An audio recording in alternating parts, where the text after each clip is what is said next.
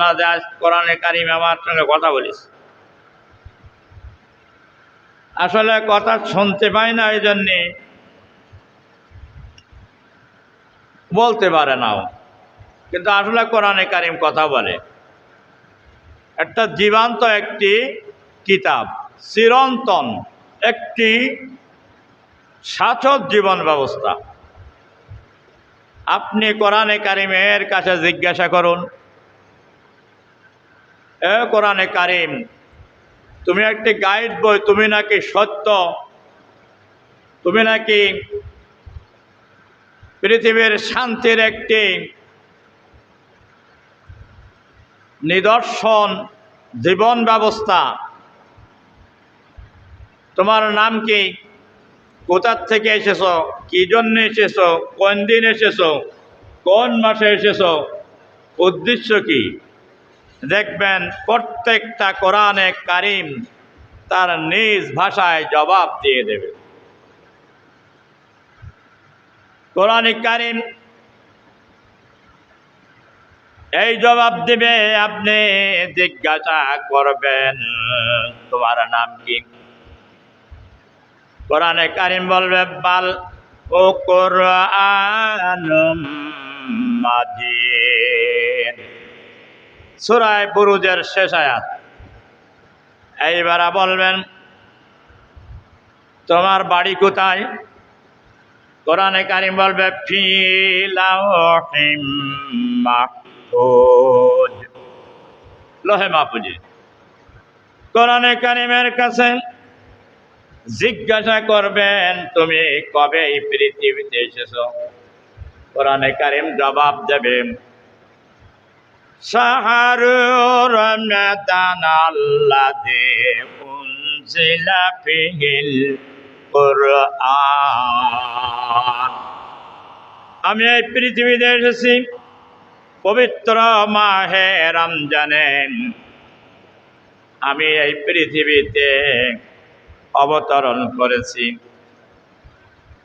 বলবে কোন রাত্রে এসেছ, কোন দিনে এসেছ, কোরআনে কারিম বলবে ইন্না আনজালনা ফি লাইলাতিল কদর, বলবে নিশ্চয় আমি লাইলাতুল কদরের রজনীতে এই জমিনের আসমানে এসেছি।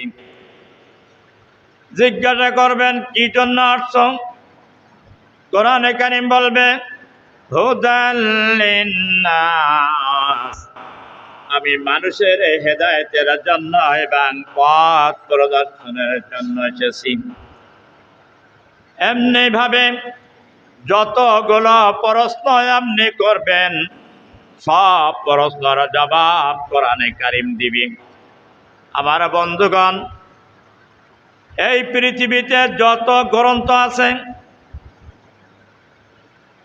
একটি গ্রন্থর কাছে জিজ্ঞাসা করুন তো দেখি তার নিজের ভাষায় তার নিজের নামটি বলতে পারে কিনা। কঠিন কালেও বলতে পারবে না, আর বলা কিয়ামত পর্যন্ত তার জন্য সম্ভব নয়। সুতরাং একমাত্র আল্লাহর কথা, আল্লাহর জবান, আল্লাহর অহদানিয়াতের বাণী কোরআনে কারিম একমাত্র পৃথিবীতে সত্য, আর তার কথাগুলো হচ্ছে জীবন্ত কথা।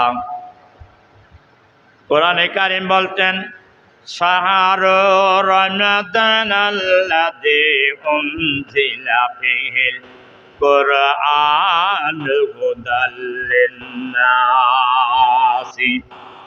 অবায়নাতিম মিনাল হুদা ওয়াল ফুরকান, সূরাতুল বাকারা 185 নম্বর আয়াতে আল্লাহ পাক বলতেন মাহে রমজানে, তো সেই মাস যে মাসে কোরআনে কারিম নাজিল করা হয়েছে, যা মানুষের জন্য পথ প্রদর্শন করে, মানুষের জন্য হেদায়েতের সুস্পষ্ট বাণী, নিদর্শন এবং সত্য এবং মিথ্যা পার্থক্যকারী এই কোরআন। এই পৃথিবীতে সত্য এবং মিথ্যা পার্থক্যকারী কোনো গ্রন্থ আসি নাই। হক বাতিল পার্থক্য করার জন্য কোনো গ্রন্থ আসি নাই, এবং ন্যায় ইনসাফ প্রতিষ্ঠার জন্য এই পৃথিবীতে কোনো কিতাব আসি নাই। একমাত্র এসেছে কোরআনে কারিম।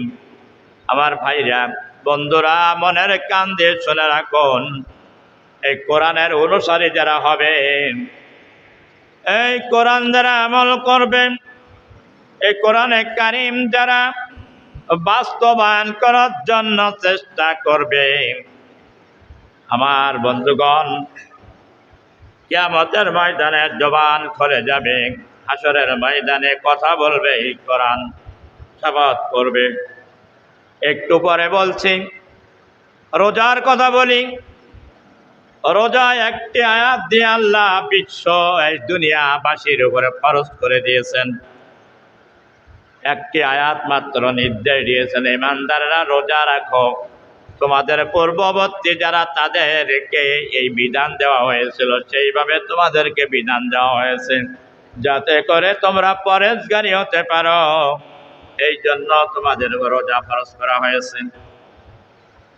রোজার শর্ত মেনে যারা রোজা রাখবে, আন্তরিকতার সঙ্গে বিশ্বাস স্থাপন করেন, এই রোজা তাদের গুনাহ মাফের কারণ হবে, এবং তাদের আগের এবং পরের গুনাহগুলো মাফ করে দেবেন। কোন সুবহানাল্লাহ।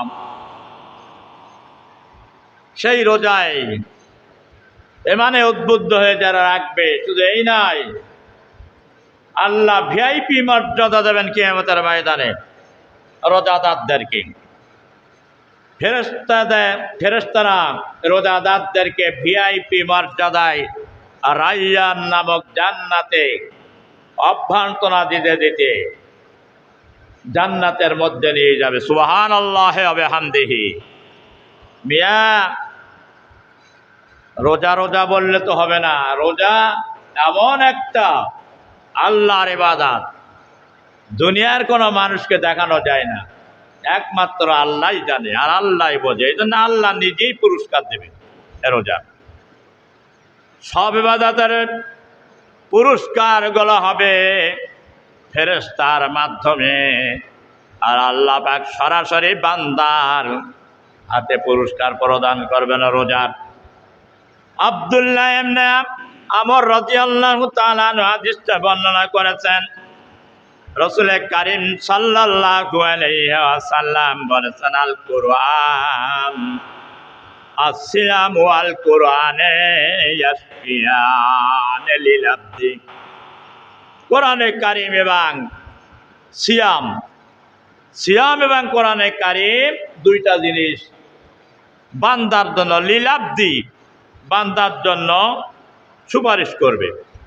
আর সিয়ামু ইন্নী মানাতু তুআমু ওয়া শাতিহি বিন্নাহারি।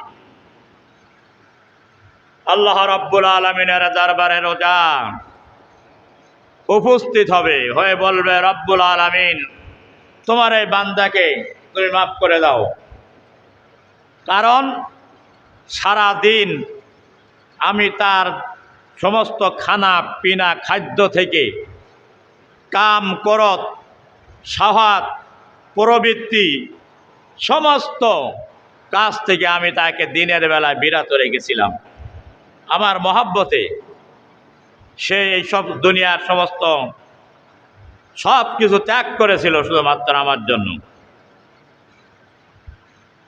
এই কথা বলবেন, আর বলবে যে রাত্র বেলাতে আমার মহব্বতে রাত্রতে জেগেছে, সাহারি খেয়েছে। রোজার মাস ছাড়া অন্য মাসে কি কেউ সাহারি খায় নাই? খায়। নফল রোজা রাখলে অনেকে খায়, নফল তো না খেয়ে রাখলেও হয়, কিন্তু ফরজ আর সাহারি খাওয়া লাগে। তো রাত্রে 1 ঘন্টা করে জাগ দিয়ে হয়। বলে, আল্লাহ, রাতের বেলায় আমি তাকে ঘুম থেকে বিরত রেখেছিলাম। আবার প্রথম রাতে কিয়ামুল লাইল, মান কামা ঈমানান ওয়া ইহতিসাবান গুফিরা লাহু মা তাকাদ্দামা মিন যানবিহি। যে ব্যক্তি ইমানে উদ্বুদ্ধ হয়ে কিয়ামুল লাইল অর্থাৎ তারাবির নামাজ যারা রাতের নামাজ আদায় করবে তাদের আল্লাহ রাব্বুল আলামিন পূর্বের এবং পরের গোনাগুলো মাফ করে দিবেন। সুবহানাল্লাহ কবেন না? আরে ভাই গোয়েন কান আমার দিকটা গান। তো রোজা এভাবে সুপারিশ করবে।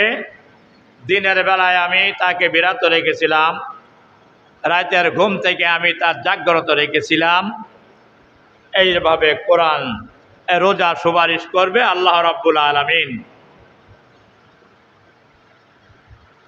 ইয়াশফিয়ানে লিল আবদি, বান্দার জন্য সুপারিশ করবে। আসিয়ামু ইন্নামা নাআতু তাআমু ওয়াশরাতিহি বিন-নাহারি ফাশাফিনি ফি, আমার শাফাত আপনি গ্রহণ করুন। আল্লাহ রাব্বুল আলামিন শাফাত গ্রহণ করবে। এই সুপারিশ আল্লাহ কবুল করে নেবে রোজাদারের জন্য, কিন্তু সেটা হতে হবে রোজাদার, ভণ্ড হলে হবে না। রোজার নামে ভণ্ডামি, রোজা থাকার পরে অন্যায় ছাড়তে পারি নাই, তাহলে ওই ব্যক্তির জন্য রোজার শাফাত হবে না। রোজা তারপরে অভিশাপ দেবে। তাহলে এক নম্বরে হলো রোজার সুপারিশ আল্লাহ গ্রহণ করবেন, খাঁটি রোজাদারদের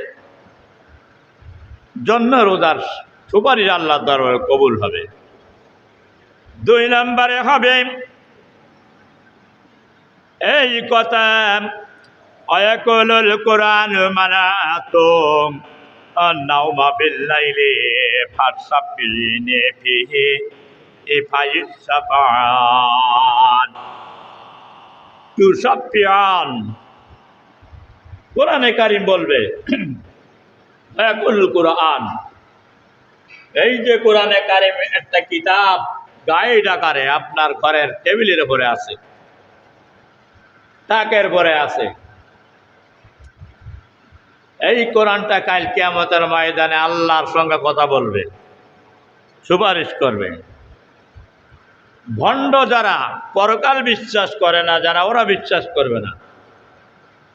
কিন্তু কোরআনে কারীম রাসূল বলছেন আয়াকুলুল কুরআন মানাতুন নাওমা বি ফাসাফিনি। আল্লাহ রাব্বুল আলামিনকে বলবেন কোরআনে কারীম, আল্লাহ তুমি ওই বান্দাকে জাহান্নামে নিও না, মাফ করে দাও, কেননা আমার মহাব্বতে রাত্রতে জেগেছে, দীর্ঘক্ষণ ধরে ধরে তারাবির নামাজ আদায় করেছে, কোরআন তেলাওয়াত হয়েছে, পিছনে দাঁড়ায় দাঁড়ায় কত কষ্ট হয়েছে তা শুনেছে, এবং মনের কান দিয়ে ধীর মস্তিষ্কে শুনেছে। এরপরে নামাজ শেষ হওয়ার পরে আমাকে তেলাওয়াত করেছে ঘন্টাকে ঘন্টা রাত্র জেগে। শেষ রাত্রতে যখন সুমধুর ঘুমায় সে সময় জেগে তাহাজ্জুদের নামাজে দীর্ঘক্ষণ দাঁড়ায় দাঁড়ায় তেলাওয়াত করেছে। এরপরে কোরআন তেলাওয়াত করলাম। শুধু এখানে ক্ষান্ত নাই, দুনিয়ায় আমাকে প্রতিষ্ঠা করার জন্য, আমার আইন দুনিয়ায় বাস্তবায়নের জন্য জীবন দিয়েছে। এরপরে জেল কেটেছে, জুলুম হয়েছে, নির্যাতন হয়েছে, নিপীড়ন হয়েছে, ফাঁসির কাস্টে ঝুলতে হয়েছে শুধুমাত্র আমার মানার কারণে, অন্য কোনো কারণ ছিল না। এই কারণে আল্লাহ এই বান্দার জন্য, এই বান্দির জন্য আমার সুপারিশ গ্রহণ করুন। চিৎকার মেরে বলেন সুবহানাল্লাহ। আল্লাহ শাফাত কবুল করে নেবে। ফাসাফিয়ানে ফিহি ফায়ুসাফান, দুই জনের দুইটা রোজা এবং কোরআনের এই সুপারিশ কবুল হয়ে যাবে। পক্ষান্তরে এই দুই রোজা এবং কোরআন দুই শ্রেণীর লোকের জন্য অভিশাপ দেবে, মাউল আদায়ের করবে, যারা রোজার মাস পেয়ে রোজার সঙ্গে বেয়াদবি করেছে, খেয়েছে আর ভণ্ডামি করেছে, রোজাদারদের সামনে বিড়ি টেনে বেড়াইছে, হোটেলে খেয়েছে, দিদার শেখ ধৃষ্টতা দেখাইছে, রোজা রাখি নাই, আবার রোজাদারদের সঙ্গে তো ইফতারি করেছে। রোজা এদের জন্য লানতের জন্য বিরুদ্ধে আল্লাহর দরবারে নালিশ দায়ের করবে। কোরআনে কারীম সুপারিশের জায়গায় তাদের জন্য মামলা দায়ের করবে। ঘরের মধ্যে অনেক বই পুস্তক নভেল নাটক ছিল, আর একটি মোবাইল নামক একটা ফোন ছিল, টিভি। এই টিভিটা নিয়ে সারা রাত হাতে করে ঘুমাই নেই, চেপা টেপি করেছে আর দেখেছে আমার কোনো সময় নাড়াচাড়া করি নাই, তেলাওয়াতও করি নাই। আমি ওর টাকের পরে ময়লা জং ধরে গেছে, মাকড়া জাল বেঁধেছিল, আমার কোনোদিন মেলায়নি। আবার এর আইন যারা বাস্তবায়ন করতেছে, আমার আইন, তাদের সঙ্গে শত্রুতা করেছে, তাদের মেরেছে, তাদের অত্যাচার জুলুম করেছে, তাদেরকে মেরে পুঙ্গ করে দিয়েছে, জেলখানায় ঢুকিয়েছে, ফাঁসি ঝুলাইছে। এদের বিরুদ্ধে আমি কোরআন আজকে মামলা দায়ের করলাম, আল্লাহ তাআলা সুপারিশ গ্রহণ করুন। নাউজুবিল্লাহ কবেন না? এইরা মুসলমান দুনিয়া আছে না নাই? আছে। একদিকে কোরআন জান্নাতে নেওয়ার জন্য সুপারিশ করবে, আর একদিকে কোরআন কারীম মামলা দায়ের করবে জাহান্নামে নেওয়ার জন্য, বিয়াদবি করার কারণে। এখন আপনি কোরআনের পক্ষের মানুষ না বিপক্ষের মানুষ, বাড়ি দিয়ে চিন্তা করে দেখেন। আমরা তো রসুলের আদর্শ বাস্তবায়নের জন্য, কোরআনের আদর্শ বাস্তবায়নের জন্য আমরা এই দুনিয়ায় সংগ্রাম করি না, আমরা করি ব্যক্তির চরিত্র বাস্তবায়ন করার জন্য। এক শ্রেণীর মানুষ না, অসন্তুষ্ট হবেন না, অসন্ত হলে মাফ করে দিবেন, বলে বঙ্গবন্ধুর আদর্শ বাস্তবায়নের জন্য সংগ্রাম করি, আছে না? তোমার বঙ্গবন্ধুর আদর্শ বাস্তবায়ন করার জন্য জান আর মাল দিয়ে দুনিয়া আল্লাহ পাঠাইলো নাকি? ধরা খাবার জায়গা মতন। আর এক শ্রেণীর আছে, জিয়া রহমানের আদর্শকে বাস্তবায়ন করার জন্য দুনিয়ায় সংগ্রাম করি।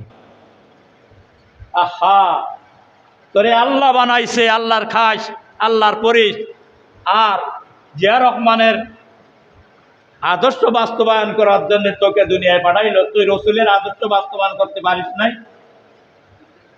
আর যারা করে তাদের সঙ্গে শত্রু করিস।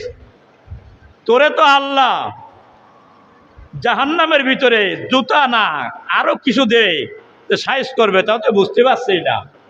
সে সময়টা বোঝার, এখন ময়দানে মিছিল করে, অমুক ভাই এগিয়ে চলো, আমরা আছি তোমার সাথে, তোমার ভয় নাই, আমরা আছি তোমার পিছে, তাই না? কথা বলেন না, পারে না? কি করে তুই তার সঙ্গে থাকলি? সে তো এখন জেলখানায় আছে, তুই আসিস না তার সঙ্গে। অমুক ভাই আগে চলো, আমরা আছি তোমার সঙ্গে, তাহলে সে জেলখানা আছে, তুই গেলি নাকি? তারপরে বলে তোমার ভয় নাই, আমরা আছি তোমার সাথে। ও যখন এমপি হয়ে যায়, ও তো সরকারি ভিআইপি গাড়িতে চলে, তোর পাশে কে নেয় নাই? সরকারি বাড়ি পায়, তোর কি নেয় নাই? সেখানে পাশে নেয় না, তাহলে ভণ্ডামি করো না। ময়দানে পড়ে যায়, জিকির করলে, মওড়া নিলে, কিন্তু লাভ হলো কি? আমরা তো মওড়া নাই। তোমার নেতা আমার নেতা বিশ্ব নবী মোস্তফা, আমরা সবে রসুল সেনা ভয় করি না, বুলেট বোমা।